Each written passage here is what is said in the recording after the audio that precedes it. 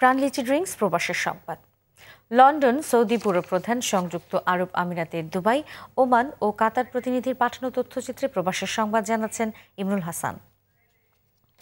30 November যুক্তরাজ্যের বাঙালি নতুন প্রজন্মের কাছে বাংলাদেশের মহান মুক্তিযুদ্ধ এবং ইতিহাস তুলে ধরার উদ্দেশ্যে প্রতি বছরের মতো এবারও শুরু হয়েছে বিজয় ফুল কর্মসূচি 2015। পূর্ব লন্ডনের আলতাফ আলী পার্কের শহীদ মিনার চত্বরে এ বছরের কর্মসূচি উদ্বোধন করা হয়। এই সময় উপস্থিত ছিলেন বিজয় ফুল কর্মসূচির চেয়ারপারসন শামীম আজাদ, লন্ডনে বাংলাদেশ হাই কমিশনের প্রেস মিনিস্টার নাদিম কাদির, মুক্তিযোদ্ধা ফয়জুল ইসলাম, মুক্তিযোদ্ধা লোকমান হোসেন সহ অনেকেই। পরে স্থানীয় মন্টিফিউরি সেন্টারে অনুষ্ঠিত হয় শিশু কিশোরদের কর্মশালা, কবিতা পাঠ, মুক্তিযুদ্ধের গান এবং স্মৃতিচারণ।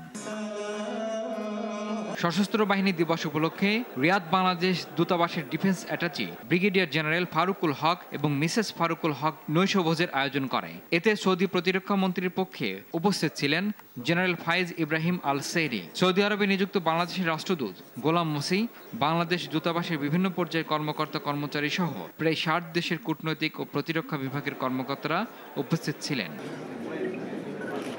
সংযুক্ত আরব আমিরাত দুবাই প্রবাসী রাউজান সমিতির আয়োজনে মতবিনিময় সভা অনুষ্ঠিত হয়েছে।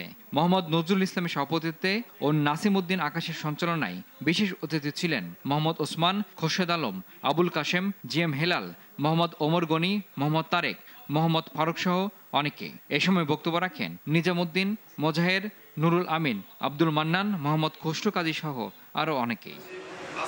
ওমানের 45তম স্বাধীনতা দিবস উপলক্ষে মাসব্যাপী কর্মসূচির অংশ হিসেবে বাংলাদেশ কমিউনিটি নেতা ও সমাজসেবক আব্দুল হান্নান তালুকদারের নেতৃত্বে কয়েক হাজার প্রবাসী বাংলাদেশের অংশগ্রহণে ওমানের আল খুদে অনুষ্ঠিত হল র্যালি ও আলোচনা সভা। সৈয়দ জাহাঙ্গীর আলম ও আব্দুল রাজ্জাক তালুকদারের যৌথ সঞ্চালনায় এ সময় বক্তব্য রাখেন সিআইপি ইয়াসিন চৌধুরী, SM আকবর, মান্নান তালুকদার, আহমেদুল হক, নজরুল তালুকদার, ফুরকান তালুকদার সহ আরো অনেকে।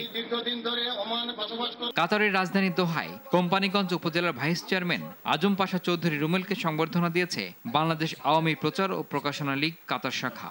আহ্বায়ক মামুন হোসেনের সভাপতিত্বে প্রধান অতিথি ছিলেন বঙ্গবন্ধু পরিষদ কেন্দ্রীয় কমিটি কাতার শাখার সাধারণ সম্পাদক MA বাতেন। আরও উপস্থিত ছিলেন মোহাম্মদ আব্দুল বাতেন, আব্দুল্লাহ আল হেলাল ওসরু, নূর নবী সহ সংগঠনের নেতৃবৃন্দ। ইমরুল হাসান, RTV।